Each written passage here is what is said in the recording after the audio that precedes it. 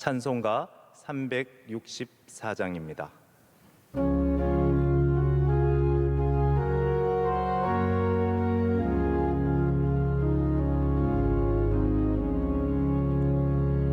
내 기도하는 그 시간 그때가 가장 즐겁다. 이 세상 근심 걱정에 얽매인 나를 부으사 내 진정 소원 주 앞에 난 낫지 바로 하래요. 큰 불행 당해 슬플 때 나 위로받게 하시네. 내 기도하는 그 시간 내게는 가장 귀하다. 저 광야 같은 세상을 끝없이 방황하면서 위대한 길로 나갈 때 주께서 나를 이끌어 그 보좌 앞에 나아가 그 은혜 받게 하옵소서. 4절입니다.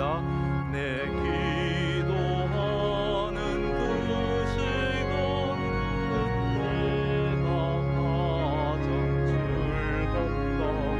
주 세상에서 일찍이 저 요란한 밤이다. 빈들에서나 산에서 온 밤을 세워 지내서 주 예수 지니기도록 큰 분을 보여주셨네.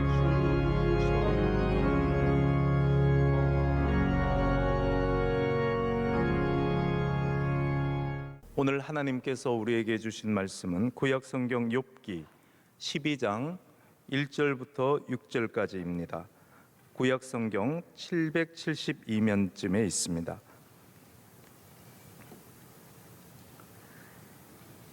욥기 12장 1절에서 6절의 말씀입니다.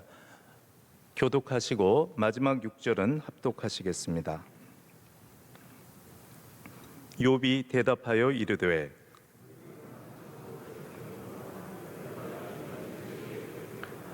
나도 너희같이 생각이 있어 너희만 못하지 아니하니 그 같은 일을 누가 알지 못하겠느냐.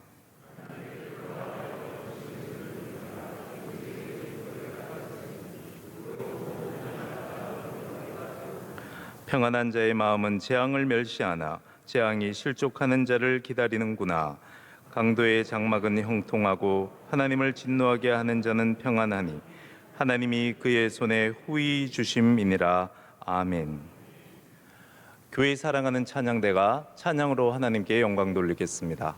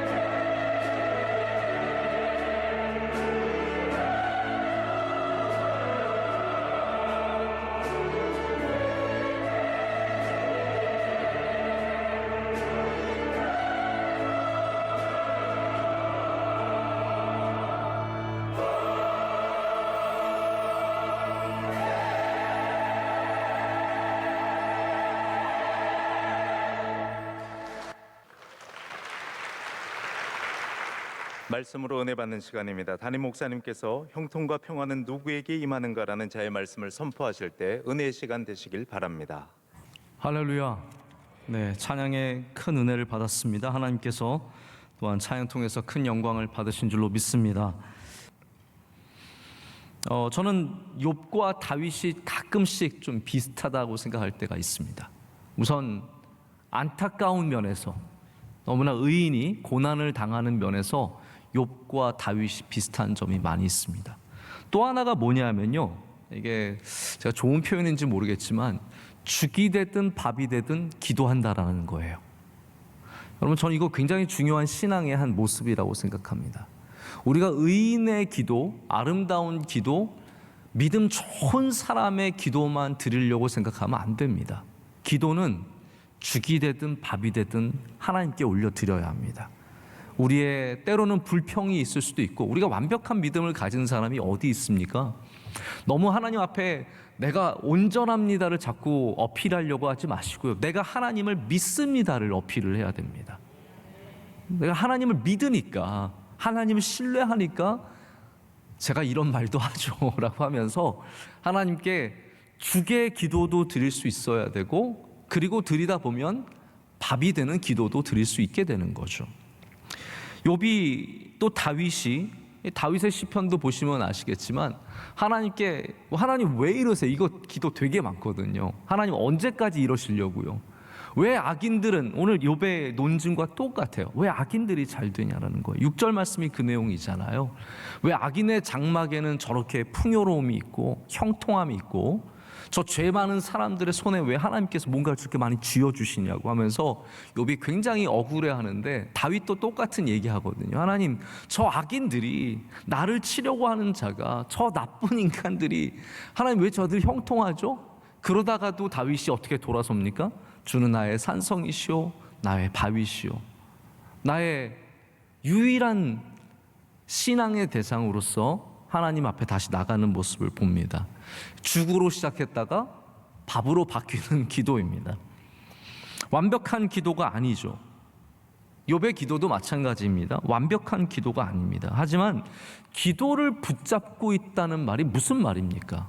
아직도 소망하고 있다라는 뜻입니다. 아직도 소망한다라는 겁니다. 전혀 다른 이야기지만, 잔소리를 한다는 게 무슨 말입니까? 아직도 소망이 있다라는 뜻이에요. 남편이, 아내, 주로, 그렇죠, 제가 너무 이것도 스테레오타입대로 하면 안 되는데 선입견이 없습니다. 저는 남편이 잔소리하는 사람도 있고 아내가 잔소리하는 집도 있어요. 저는 저희 집 보면 제가 좀 잔소리를 많이 하는 나쁜 인간인 것 같고, 그런데 잔소리는 뭐예요? 다시 돌아와서 잔소리는 소망이 있기 때문에 하는 겁니다. 이 사람 고칠까봐, 제발 양말 좀 거기 벗지 좀 마요. 그거는요, 아직도 소망이 있는 거예요. 혹시나 안 벗을까 내일은.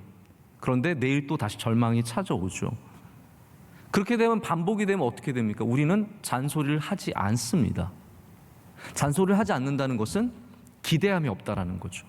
포기했다라는 거예요. 우리가 어렵지만 기도한다라는 것은 소망이 있다는 겁니다.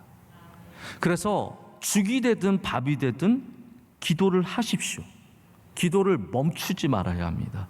불평이라도 기도를 통해서 해야 합니다. 그러나 여러분이 만약에 감사의 기도를 드릴 수 있다면 더욱 놀라운 능력이 임할 줄로 믿습니다. 불평의 기도로 시작했을지라도 하나님께서 또한 감사의 기도로 우리의 기도를 바꾸어 주시기를 축복합니다. 그래서 욥기 12장부터 14장까지 이 친구들, 3명의 친구들에게 대답하는 이 장면은 반은 욥의 탄식과 하나님에 대한 저항, 그리고 친구들에 대한, 오늘도 말씀이 딱 두 부류로 나뉘거든요. 친구들에 대한 핀잔, 친구들에 대한 원망함. 야, 니네만 지혜 있는 줄 아냐? 너희가 죽으면 지혜도 없어지느냐? 이거 되게 속 시원한 말, 어디 싸울 때 한번 그런 말 써보세요, 여러분. 이거 굉장히 속 시원한 말이거든요. 너가 없으면 지혜도 없는 줄 아느냐? 이제 많은 소위 교만한 분들, 그분들이 나는 교만해 이렇게 말하지는 않지만, 교만한 분들이 뭐라고 생각하냐면 내가 없으면 안 된다고 생각하거든요. 내가 없으면 끝난다고 생각하거든요. 이게 욥의 친구들과 똑같은 모습인 거죠. 너희가 죽으면 지혜도 죽느냐라는 거예요. 하나님이 살아계시면 내가 없어도 괜찮은 겁니다. 하나님께서 역사하시면 내가 아니어도 괜찮은 거죠. 근데 욥은 지금 그 친구들에 대한 원망과 하나님에 대한 원망이 이 한 장 반에 가득 차서 던져지게 됩니다. 그리고 반은 기도로서 올려드리게 되죠. 자, 이 친구들에 대한 원망과 하나님에 대한 저항, 이 말씀이 오늘 1절부터 6절까지에 이렇게 간단하게 좀 나와 있습니다. 맛보기로 나와 있어요. 그래서 오늘은 이 말씀을 좀 더 집중해서 드리고 다음 주는 가능하면 하나님에 대한 기도에 대한 부분들을 좀 말씀을 나눌까 생각을 해봤습니다. 12장 1절부터 3절까지는 이런 내용이에요. 욥이 하는 말이 성경을 한번 보시면서 제 이야기를 들으시면 더 공감이 가실 겁니다. 욥이 제가 1절부터 3절까지 읽진 않지만 이런 내용인 거 말씀을 드릴게요. 너희만 아는 게 아니다. 나도 그 정도는 다 알고 있어 라고 말하는 게 1절부터 3절인데 여기는 욥의 말에 날이 서 있어요. 너희만 참으로 백성이구나. 너희만 진짜 똑똑한 사람이구나. 너희가 죽으면 지혜도 죽겠구나. 지혜가 절대로 너희들이 지혜를 독점하고 있지 않다라는 말이죠. 3절에는 야, 나도 그 정도는 알고 있어 라고 말하는 부분인 거예요. 자, 이제 저를 보시길 바랍니다. 욥의 마음이 이해가 가세요? 옆에서 막 계속 너가 죄인이니까 그랬지, 네가 죄를 안 졌으면 그럴 리가 있냐, 하나님 정의로우신 분, 공의로우신 분, 하나님께서 한 번도 허투루 하시는 분이 한 적이 없으신데 너가 죄를 지었으니까 벌을 받는 거에 대한 결론에 대해서 욥은 이렇게 말하는 겁니다. 야, 너희만 지혜가 있어서 그걸 아는 것 같으냐? 나도 그 정도는 알고 있다라는 거예요. 그런데 하나님이 행하시는 걸 보면 그것만이 아니라는 거죠. 욥은 그걸 말하고 싶은 거예요. 친구들의 말을 욥이 알아요. 나도 그 정도는 알고 있다라는 거예요. 너희만 하나님에 대해서 안다고 착각하지 말라는 거죠. 그런데 내가 하나님한테 당해보니까 뭐 또 당한 것만은 아니죠, 사실은. 근데 그것만이 아니더라라고 말을 하는 겁니다. 이게 보편적인 지식에 대한 한계죠. 거기에 대한 저항을 지금 욥이 하고 있는 겁니다. 죄가 있으니까 하나님이 벌하신다에 대한 저항이에요. 욥은 이 전제에 대해서 도전하고 있는 겁니다. 그러니까 욥기에 사실 많은 부분이 우리가 보편적으로 알고 보편적으로 운영되는 세상의 방식이 세상의 전부가 아니라는 것을 이야기하고 싶은 겁니다. 여러분, 이 부분 제가 욥기 처음 할 때 말씀을 드렸거든요. 욥기의 내용이 왜 중요하냐면 잠언은 하나님의 가장 보편적인 일하심을 담고 있습니다. 그래서 잠언을 잘 읽어야 돼요. 할렐루야. 잠언에는 부지런한 자가 복을 얻고 게으른 자가 망하는 확실한 그 세상의 보편적인 하나님의 운영 방식이 거기 다 들어있어요. 근데 욥기는 그러면 무엇입니까? 잠언으로 완전할 수 없다라는 거예요. 왜냐하면 이 세상에는 우리가 생각하지 않는 방식으로 운영되는 게 너무 많은 거예요. 보편적이지 않은 게 너무 많은 거예요. 거기에 대해서 지금 얘기하는 겁니다. 왜 그러면 욥기에 제가 이것도 다 처음에 말씀드린 건데 반복해서 말씀을 드릴게요. 왜 욥기의 창조 신학, 하나님께서 세상을 만드시고 하나님께서 욥을 나중에 부르셔서 제일 많이 하시는 게 뭐냐면 세상을 보여주시는 거거든요. 너 이 동물도 봐라, 너 저 동물도 봐라, 내가 만든 거 봐라, 내가 만든 거 이거 다 봐라, 얼마나 다양하냐, 그거예요. 얼마나 놀라우냐, 얼마나 네가 생각하는 거 상상 위냐. 여러분, 한번 여러분이 동물을 그려보세요. 여러분의 상상력으로 그릴 수 있는 동물은요 거의 대부분 뻔합니다. 꼭 다리 4개 그릴 거예요. 귀 반드시 그릴 겁니다. 눈 반드시 그릴 겁니다. 우리가 상상하는 것 이상의 하나님, 아니 이상 정도가 아니라 우리랑 전혀 다른 차원의 하나님이 창조주로서 드러나는 것은, 그 이유가 이 세상이 우리가 아는 것만이 전부가 아니고 우리가 운영되는 방식이 전부가 아니고 모든 주권은 누구에게 있습니까? 하나님께 있다는 것을 알기를 원하는 겁니다. 다시 말씀드리자면 욥기는 죄와 벌에 대한 문제가 아니라 하나님의 주권에 대한 문제예요. 욥은 이걸 갖고 계속, 이게 핵심이지 않겠어요? 계속 죄와 벌인 줄 알고 여기에 묶여 있는 거예요. 하나님 왜 저 죄 안 졌는데 왜 벌 내리셨어요? 저 하나님 사랑하는데 왜 벌 내리셨어요? 여기에서 벗어나지 못하고 있는 거거든요. 그러니까 하나님이랑 아무리 싸워봤자 해결이 안 되는 거예요. 그래서 하나님은 맨 마지막에 나타나셔서, 야, 이거는 죄와 벌에 대한 문제가 아니라 나의 주권에 대한 문제야. 내가 누구인지를 아는 것에 대한 문제야라고 전혀 다른 방향으로 끌고 가시는 거예요. 그래서 여러분, 지금도 만약에 여러분이 이걸 죄와 벌의 문제로만 생각하신다면 빨리 벗어나셔야 합니다. 친구들이 그걸 맨날 벗어나지 못하니까 끊임없이 또 와서, 그래도 네가 죄 졌잖아, 잘 생각해봐, 네가 모르는 죄가 있을 거야 라고 하면서 끝까지 다시 죄로 끌고 들어가는 거예요.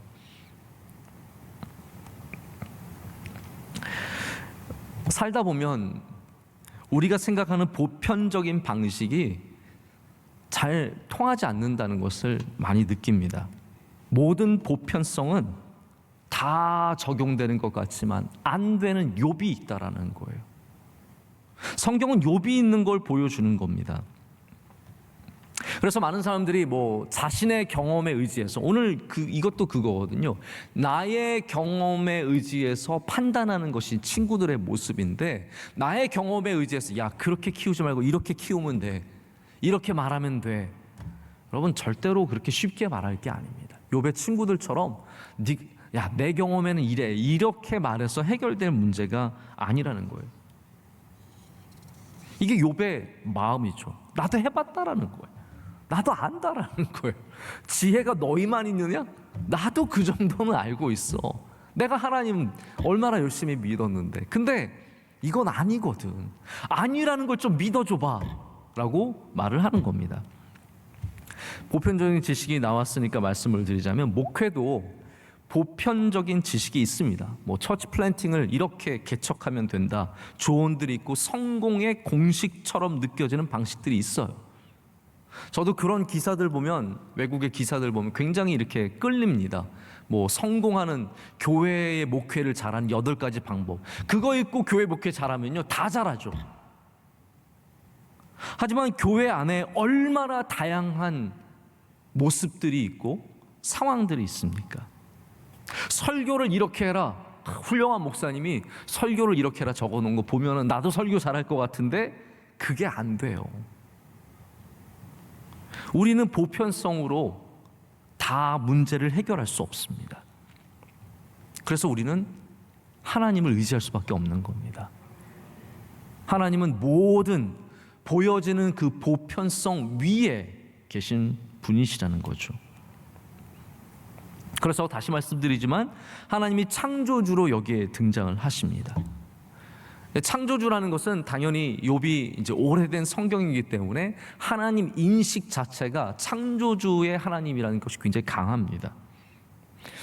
또 다른 이유가 바로 이 창조의 다양함이죠. 하나님 만드신 아름다운 것들, 크고 작고 아름답고 또 우리 기준에 못생기고, 여러분 못생긴 동물은요 정말 안타까울 정도로 못생겼잖아요.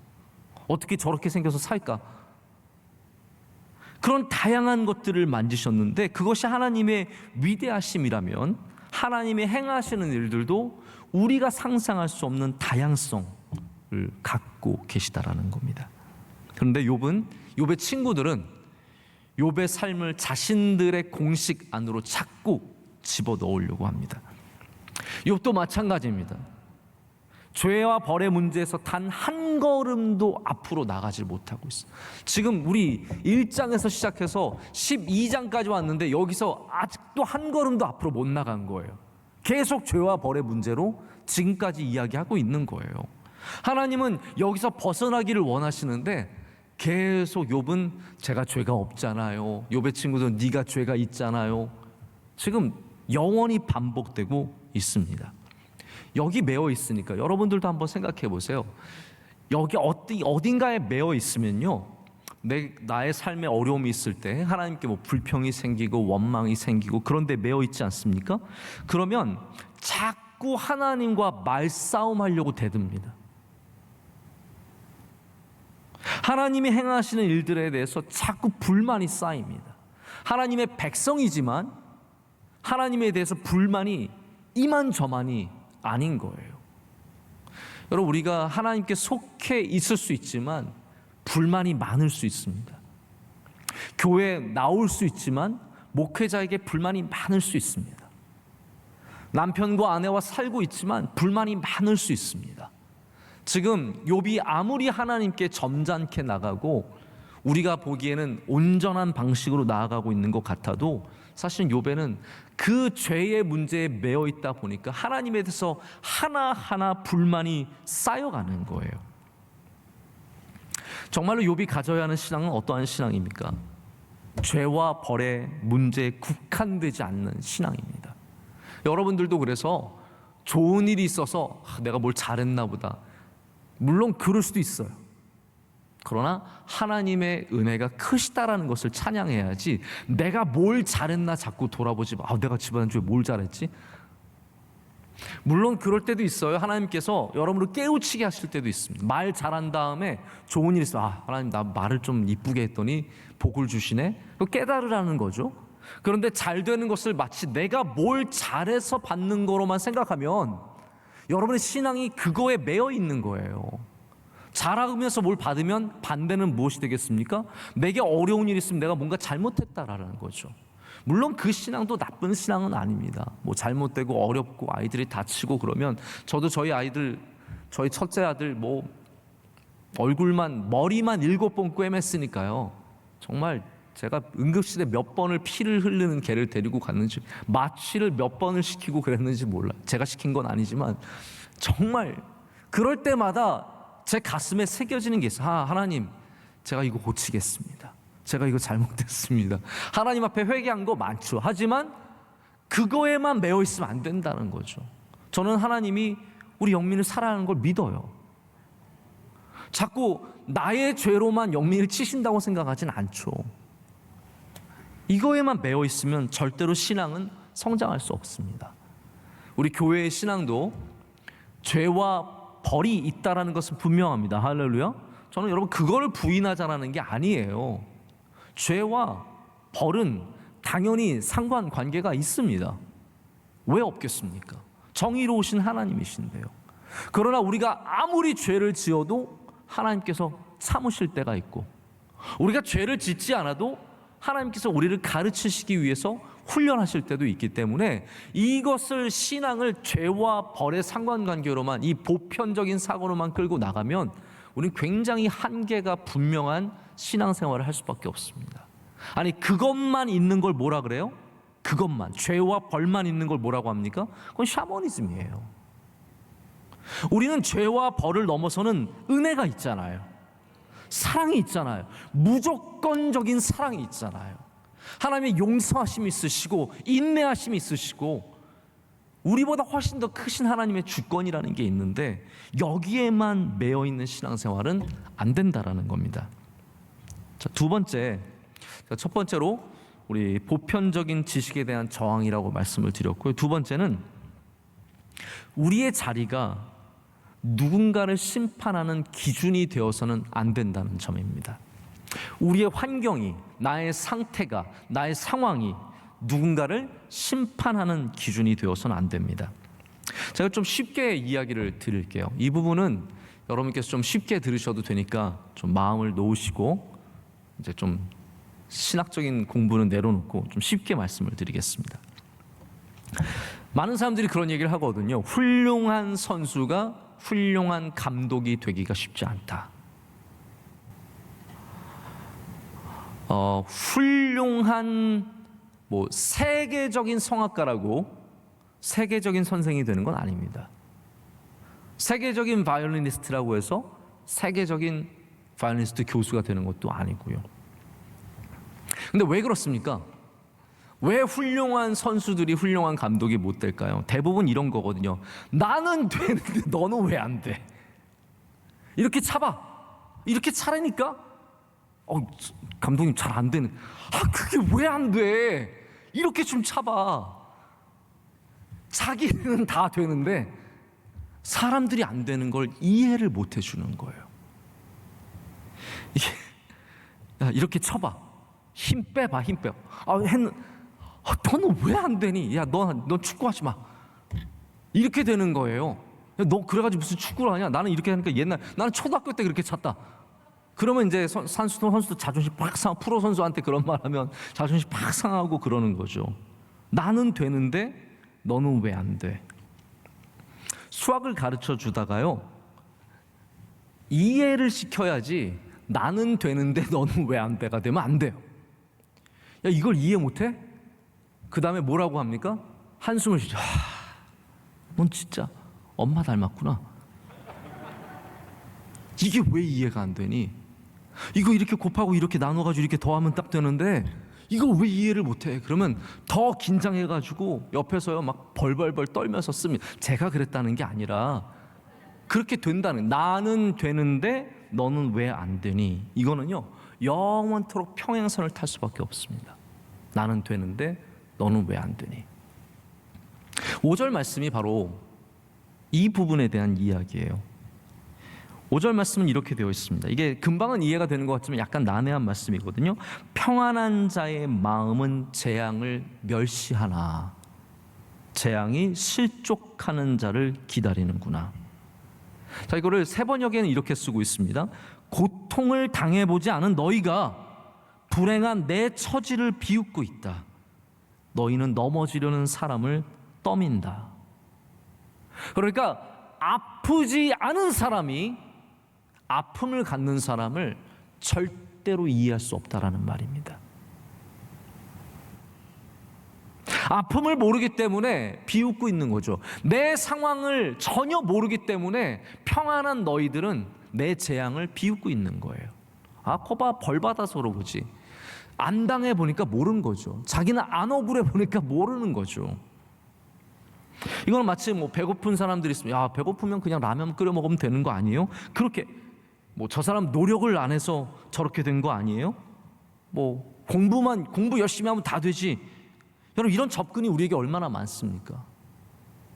노숙자들 여러분 다 손가락질할 수 있습니까? 저 사람 게을러서 저렇게 됐어. 아니에요, 여러분. 그 상황에 이르지 않으면 너무 쉽게 판단해 버리면 안 됩니다. 저 사람들은 게으르고 술 중독이고 일하기 싫어하고 교육도 제대로 안 받고 그러니까 노숙자 됐지. 간단한 문제가 아니에요. 얼마만큼이 개인의 문제인지, 얼마만큼이 사고인지, 얼마만큼이 사회의 문제인지 우리는 명확하게 퍼센티지로 나눌 수 없습니다. 너의 책임이 90%니까 이거 노숙자 된 건 너 책임이야 라고 떠밀을 수 없다라는 거예요. 누군가는 다른 일들이 있다라는 거죠. 어떤 아이는 보육원에서 자랐지만 그 몇 퍼센트 안 되는 확률을 뚫고 대학교에 가고 훌륭한 기업에 취직해서 정말 아름다운 가정을 세우기도 합니다. 그런데 어떤 사람은 부모님 다 교수님인 가장 좋은 집안에서 태어나서 강남에서 가외 다 받으면서 커가 좋은 옷 다 입고 커서 결국은 잘못된 길로 들어가서 엉망진창의 삶을 살아가는 사람들도 있습니다. 여러분, 어떻게 이런 일들이 가능합니까? 그렇기 때문에 우리가 누군가에게 나의 그냥 상황으로 다 단정 지을 수 없고 판단할 수 없습니다. 어려움을 당한 사람, 에이 저럴 줄 알았어. 저 교회 가서 저러니까 저렇게 됐지. 그래서는 안 된다는 거죠. 가정이 깨어졌어요. 저 집은 저럴 줄 알았어. 그러면 안 된다라는 겁니다. 아이가 어려움을 겪고 있어요. 근데 저 집 저럴 줄 알았다. 그러면 안 된다라는 거. 왜냐하면 우리의 상황에서 남의 어려움을 나의 상황에 비춰서 그대로 보면서 판단해서는 안 되기 때문이죠. 나는 평안하니까 남의 어려움을 쉽게 바라보게 되는 것이죠. 욥의 친구들이 지금 그런 상황 아닙니까? 자신들은 아내도 있고 아이들도 있고 자신들의 재산도 그대로 있으니까 나는 괜찮고 쟤는 분명히 죄를 지었으니까 다 없어진 거라고 생각하는 그것이 잘못된 일이라는 거죠. 우리가 좀 더 넓은 마음을 갖기 위해서는 하나님의 주권을 인정하듯이, 할렐루야, 사람들에게 행하시는 하나님의 뜻을 존중해야 합니다. 그 사람이 어떠한 고통 가운데 있든지 어떠한 어려움 가운데 있든지 그것이 끝이 아닐 수 있기 때문에 하나님께서 행하시는 것을 바라보고 하나님의 주권과 하나님의 능력을 신뢰하는 저와 여러분이 되기를 원합니다. 자, 세 번째는 이제 욥이 6절에 이르러서 이 보편적인 지식이 결코 옳지 않음을 강조하게 됩니다. 6절 말씀, 여러분 성경을 열고 계시면 저와 함께 읽겠습니다. 강도의 장막은 형통하고 하나님을 진노하게 하는 자는 평안하니 하나님이 그의 손에 후히 주심이니라. 아멘. 자, 이 말이 어떠한 뜻입니까? 우리가 보편적으로 생각하지 않는 일들이 이 땅에 얼마나 가득한지를 보여주는 이야기입니다. 강도가 어떻게 형통할 수 있겠습니까? 우리는 예수님 믿는 사람이 형통해야 한다고 믿는데 어떻게 요셉의 형통함을, 히스기야의 형통함을 강도가 가질 수 있겠습니까? 하지만 욥의 눈에는 보이죠. 강도가 형통한 것이 보이는 겁니다. 하나님을 진노하게 하는 사람이 평안을 누립니다. 하나님께서 오히려 그의 손에 막 채워주신대요. 넉넉하게 채워주신다고 말하고 있습니다. 근데 사실 저와 여러분들도 이런 일들을 보지 않습니까? 교회 안 다니고, 첫 번째는 교회 안 다니고, 교회 안 다니는 거로 끝나는 것도 아니에요. 밤새 술 먹고 나쁜 짓 하고 노는 저 사람이 불법으로 돈 벌고 사기치면서 자신들은 비싼 외제차에 명품으로 치장한 사람들이 왜 형통한지 우리는 속상합니다. 그들이 왜 평안하기까지 한지 우리 마음이 답답합니다. 욥은 그걸 이야기하고 있는 겁니다. 자, 보편적인 너희의 세계관, 죄를 지으면 벌을 받고 의로우면 복을 받는 이 유대교의 가장 근본적인 복의 사상이 그게 유니버설하다면, 전 우주적이라면 이러면 안 되는 거죠. 근데 욥은 그렇지 않다고 말하는 겁니다. 강도들이 형통하고 하나님을 진노하게 하는 자들이 평안하다라는 거예요. 그것을 보지 않느냐고 말을 하는 겁니다. 여러분, 이건 어떠한 모습입니까? 제가 이거를 다 설명을 드릴 수는 없지만 우리가 보는 형통은 굉장히 단편적인 형통입니다. 우리는 그 사람의 삶을 제대로 알고 있지 못해요. 그런데도 우리는 형통하다고 믿고 있는 거죠. 우리는 그 사람의 삶을 다 알지 못하는데 평안하다고 믿고 있는 겁니다. 게다가 이 시간의 길이가 얼마인지 몰라요. 그 사람이 영원토록 형통할 것인지 우리는 절대로 알 수 없습니다. 그 사람이 영원토록 평안한지도 우리는 절대로 알 수 없습니다. 현재의 형통과 현재의 평안은 여러분 순간일 뿐입니다. 우리는 예수 그리스도를 믿기 때문에 영원한 형통과 영원한 평안을 믿습니다. 영원한 형통과 영원한 평안이라는 것은 상황과 환경에 따라서 뒤바뀌는 형통과 평안이 아니라 주님과 함께하기 때문에 영원토록 우리가 가질 수 있는 형통함과 평안함입니다. 근데 우리는 현재적인, 단편적인, 보이는 형통과 평안에 눈을 빼앗기기 쉽죠. 그리고 우리는 정의로우신 하나님을 신뢰해야 합니다. 예수님께서도 이런 문제를 너무 잘 하셨어요. 그래서 뭐라고 비유를 하십니까? 알곡과 가라지 비유를 하시잖아요. 알곡과 가라지, 지금 다 가라지 뽑는 거 아니라는 거예요. 다 놔두신다라는 거예요. 왜 여러분 주변에 악인이 있습니까? 여러분 힘들게 하는 사람들도 있고, 왜 저 악인이 형통하는지, 저 가라지는 쭉쭉 자라는지 궁금하시죠? 여러분, 심판의 날에 주님께서 반드시 구별하십니다. 양과 염소를 구별하시듯이 알곡과 가라지는 반드시 구별하시기 때문에 주님께서는 우리에게, 오늘을 살아가는 우리에게 가라지에게 신경 쓰지 말고 하나님 바라보라고 말씀하시는 거예요. 너무 많은 분들이 가라지 바라보는 신앙생활을 합니다.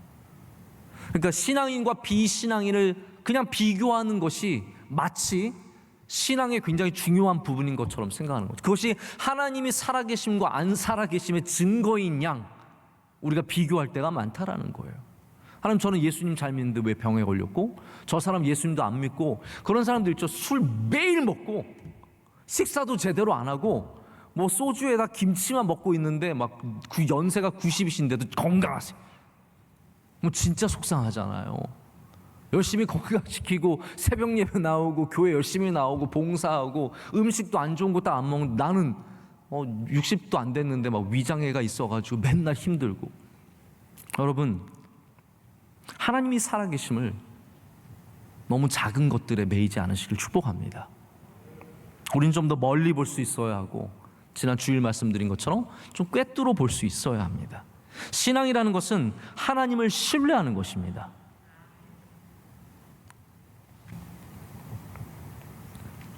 우리가 섭섭한 마음이 들어도요, 좀 말을 아낄 줄 알아야 됩니다. 욥이 다 좋습니다. 저는 욥을 절대로 뭐 실수를 많이 했다든지 말을 함부로 했다든지 생각을 하지는 않습니다. 제가 아무리 읽어봐도 욥은 참 신실한 하나님의 사람이에요. 그런데 섭섭하니까 말이 세져요. 자, 그건 느낄 수 있어요. 하나님에 대해서 욥이 절대로 하나님을 부인하거나 하나님을 저주하진 않습니다. 그러나 말의 강도가 세져요.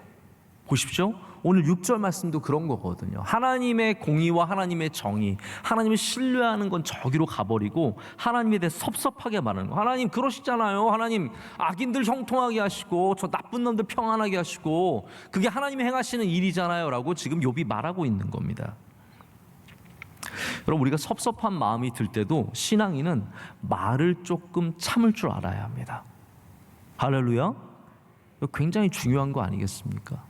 섭섭한 마음이 들 때 그거 가지고 그 감정에 휘둘려서 말을 다 쏟아버리지 마시길 바랍니다. 요즘 저희 셋째가 저한테 섭섭한 게 많아요. 그래서 저만 가서 자기 마음대로 안 해주면 뭐 해달라 그러는데 제가 안 해주면요, 뭐 제가 그리고 또 못돼서 안 해주겠습니까? 요거 봐라, 안 해줄 거야, 이런 거 아니거든요.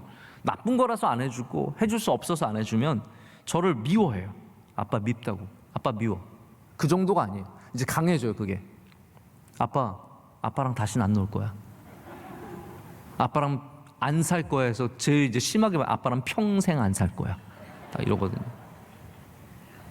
근데 제가 하나님께서 참 귀한 좋은 마음을 주셨는데 이 마음에 평생도 어떻게 말하면 평생이라고 말하면 그냥 넘어가는데 평생 안 살 거라고 얘기하고. 근데 요즘에 이런 말을 들어도 받아들일 수 있는 마음이 생겼어요. 받아들일 수 있는 마음. 안 밉더라고요. 평생 안 살 거야 하는데 예전에는 저 시기 막 마음에 갑자기 막 그런 마음이 들었는데 요즘에는 그런 말을 해도 별로 움직이지 않아요. 자, 그래서 하나님 마음 이해하겠어요. 하나님이 우리가 욥이 세게 말하고 있지만 하나님도 아마 아셨을 거예요. 욥의 마음을 아셨을 거예요. 하나님이 그 말했다고 야, 이 자식이 이런 말 하네, 너 저주나 받아라, 그러신 분은 아니시라는 거죠. 그러나 우리가 그렇기 때문에 막 말해도 된다는 것은 아닙니다. 신앙인은 좋은 말을 할 줄 알아야 합니다. 귀한 말을 할 줄 알아야 합니다. 저는 오히려 욥기 보면서 야, 참 말 잘해야겠다. 하나님 앞에 말 잘하는 게 참 귀한 거구나 라는 것을 새삼스럽게 느낍니다. 하나님께 신뢰의 언어들, 신앙의 언어들, 믿음의 언어들, 사랑과 기쁨의 언어들을 들으신 저와 여러분 되기를 원합니다. 자, 그러면 다시 형통함과 평안함은 누구에게 임합니까? 형통함과 평안함은 누구에게 임합니까? 오늘 제목이기도 하죠. 주님을 신뢰하고 따르는 자에게 반드시 임하게 될 것을 믿습니다. 제가 반드시라고 했습니다. 그것은 무슨 말입니까? 지금 없을지라도예요. 지금 부족할지라도, 지금 내 눈에 보이지 않을지라도, 지금 내 눈에 내게 느껴지지 않을지라도 형통함과 평안함은 주님을 따르는 자들에게 반드시 임하게 되어 있습니다. 제가 형통에 대해서 여러 번 설교를 한 적이 있습니다. 기억하시겠지만 2년 정도 전에는 요셉의 형통함을 말씀드리면서 요셉의 형통함이 아무 일도 없는 형통함이 아니라 그 모든 일들을 이겨낼 수 있는 형통함이라고 말씀을 드렸어요. 기억이 나십니까? 제가 몇 달 전에 히스기야에 대해서 말씀을 드리면서 또 그것을 강조해서 말씀을 드렸어요. 어려움이 닥쳐와도 그것을 이겨낼 수 있는 힘이 형통함이에요. 그런데 여기 지금 욥이 이해하는 잘못된 형통함은 뭐냐면 아무 일도 없는 형통함이에요. 그러니까 하나님이 주시는 형통을 잘못 이해했기 때문에 욥도 하나님을 잘못 이해하는 거예요. 그래서 하나님이 행하시는 일들을 우리가 바로 이해할 필요가 있습니다. 그래야 하나님을 오해하지 않는다는 거죠. 근데 여러분 참 흥미로운 건 제가 이번에 다시 찾으면서 더 그런 마음을 가졌는데요. 구약의 형통함이 68번 등장합니다. 형통은 굉장히 중요한 단어예요. 그런데 신약에는 그러면 형통함이 한 몇 번 정도 등장할까요? 뭐 사이즈 차이, 볼륨이 차이가 많으니까 한 반 정도, 30번 정도 등장하면 맞을까요? 그 정도 나와야 되잖아요. 신약에 형통함이 몇 번 나오는지 아십니까? 단 한 번도 나오지 않습니다. 신약에는 형통함이라는 단어 자체가 나오지 않아요. 그럼 무엇으로 대체가 됐을까요? 이미 제가 여러분에게 설교로 말씀드린 적이 있어요. 열매입니다. 우리는 형통함을 처음부터 끝까지 어떤 동일한 크기의 어떤 형태를 가진 무엇이라고 생각하죠. 그런데 신약은 형통함을 어떻게 보여줍니까? 우리가 작은 것에서 맺혀서 점점 커져서 가치 있는 것으로 변해가는 것을 형통함이라고 얘기하는 겁니다. 우리가 지금 당장 형통함을 가져서 어마어마한 열매를 갖고 살아가는 게 아니라 우리의 삶 속의 어려움과 고난과 풍랑과 큰 비와 가뭄과 이런 모든 것들을 이겨내면서 마침내 맺혀지는 그것이 하나님께서 말씀하시는 바로 형통함이라는 거죠. 여러분 형통하시길 축복합니다. 지금 당장 열매가 보이지 않을지라도 우리가 예수 그리스도 안에 거하고 주님께서 우리 안에 거하시면 열매를 많이 맺는다는 것, 형통하게 된다는 것을 믿어야 된다는 겁니다. 자, 이쯤에서 좀 어려운 얘기들을 넘어가고 말씀을 좀 맺으려고 합니다. 제가 뭐 자연신학에 대해서 좀 말씀을 드리고 싶었어요. 왜냐하면 오늘 이 본문을 읽지는 않았지만 6절에 대한 내용, 그러니까 하나님이 행하시는 일들이 우리가 생각하는 보편적인 일들, 뭐 착한 사람에게 복 주고 나쁜 사람에게 벌하시는, 그걸 넘어서는 것을 악인의 형통함으로 지금 욥은 표현하는 거예요. 저 강도들이 형통하고 저 하나님을 진노하게 하는 자들이 평안하고, 이것 봐, 저 너의 보편적인 사고 안 맞잖아 라고 말하면서 그 다음에 7절부터 쭉 뭐가 나오냐면 자연의 이야기가 나옵니다. 새들에게 물어봐라, 짐승에게 물어봐라. 무슨 말입니까? 짐승의 세계와 새들의 세계와 땅의 세계와, 그러니까 식물의 세계죠, 바다의 물고기의 세계, 이 모든 세계를 보면은 우리가 생각하는 하나님이 가지신 선함과 사랑의 모습들은 사실 잘 보이지 않아요. 제가 이거 여러분 꼭 한번 알고 넘어가시길 원하는데, 범신론이라고 들어보셨죠? 범신론, 팬티즘이라고 하는 건데, 범신론은 두 가지 종류가 있어요. 모든 것을 존재적인 신으로 여기는 범신론이 있습니다. 그러니까 나무도 신이고, 그렇죠? 나무도 신이고 돌도 신이고. 범신론이 있었기 때문에 샤머니즘 같은 경우는 거기다 다 절하고 기도하고 그러잖아요. 산이 신이고, 그렇죠? 근데 신을 부인하는 범신론도 있어요. 이제 스피노자 같은 철학자는 그거를 강조하거든요. 신은 없다라는 거예요. 모든 것이 신이라고 얘기해요. 하지만 신이어서 존재의 신이 아니라 그냥 자연이 신이라고 말하는 그런 신을 부인하는 범신론도 있어요. 여기 이 자연의 모습으로 하나님을 이야기하는 것은 굉장히 위험한 겁니다. 자, 그것부터 좀 말씀을 드릴게요. 짐승에게 물어보십시오. 새에게 물어보십시오. 하나님을 이해할 수 있습니까? 하나님을 이해하나요? 땅들에게 물어보세요.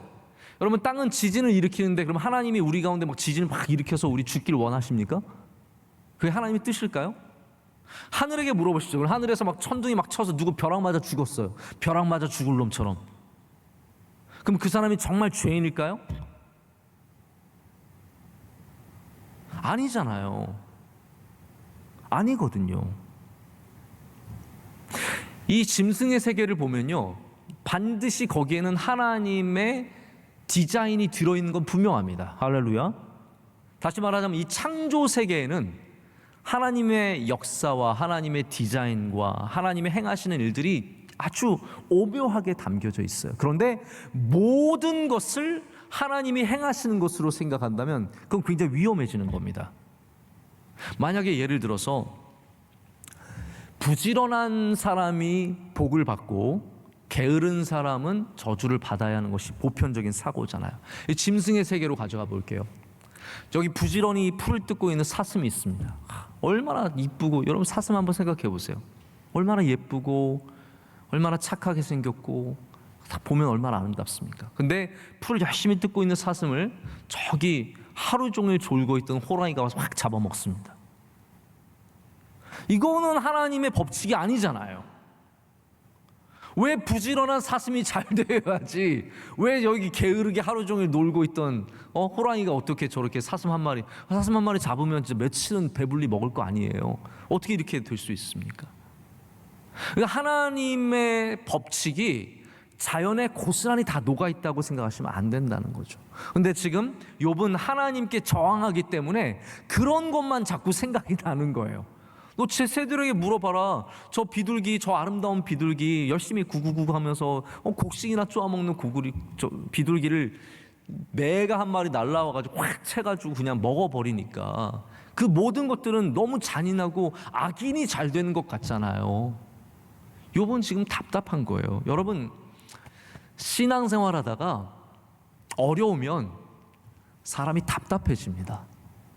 모든 게 다 답답하게 느껴지고 다 말이 안 되는 것 같고, 이렇게 오늘 욥이 주장하는 것처럼 세계가 부조리하고 하나님의 역사는 하나도 보이지 않고 하나님의 선하심은 보이지 않고 온통 보이는 것은 말도 안 되는 것만 보이는 거예요. 그러면서 욥이 말하는 건 뭐냐면 나도 그렇다라는 거예요. 나도 그렇다.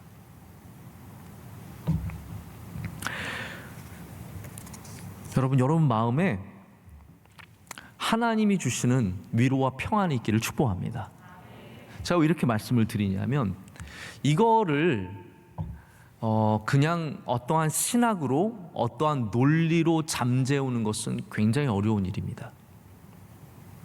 왜냐하면 실제로 그러한 보편적이지 않은 일들이 우리 삶 주변에 너무나 많이 일어나기 때문입니다. 근데 여러분, 이럴 때일수록 우리가 가져야 되는 것이 무엇입니까? 논리가 아니라 믿음이라는 거죠. 지금 욥은 흔들리고 있기 때문에, 더 어렵기 때문에 여기에 대해서 점점 더 어려운 마음만 생기고 답답한 마음만 생기는 겁니다. 욥의 지금 보이는 믿음은 어떠한 믿음입니까? 자, 욥의 믿음과 한번 친구들의 믿음을 제가 마지막으로 정리드리고 말씀을 맺겠습니다. 친구들은 우선 하나님을 이해는 하는데 굉장히 편협해요. 그리고 자신들의 경험에만 의지합니다. 이거 해봐, 이렇게 하면 잘 될 거야, 딱 이런 얘기거든요.